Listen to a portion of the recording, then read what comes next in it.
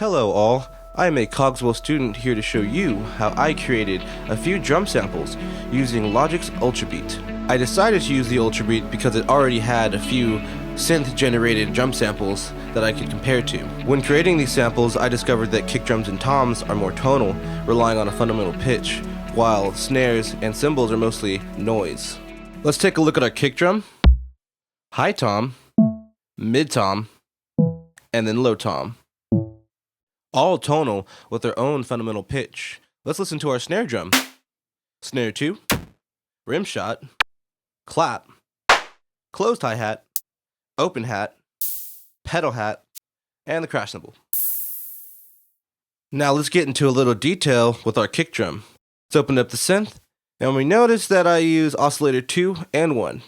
And I decided to use both phase oscillators, saturating them a little bit, steeping the slope, and I also added a little bit of noise to add a little oomph to the kick drum. Looking at the enveloper, I decided for the kick drum I wanted a fast attack and a medium release. No sustaining bass at the end of my kick drum. Now let's close this up and take a look at the snare drum. Open up the synth. For my snare drum, when looking for the wire effect, I decided to add some high pass noise. For the head effect, I used the phase oscillator and oscillator 1. If we take a look at the enveloper, we see I didn't want any sustaining snares, emulating reverb. I wanted a short, dry sample. After creating all my samples, I was able to bounce each one out individually and bring them over to our EXS24 sampler. Let's open her up. Let's go to the edit section. And we'll notice that I already dragged my samples in, starting with the kick drum on C1, followed by the rest of the samples in their order.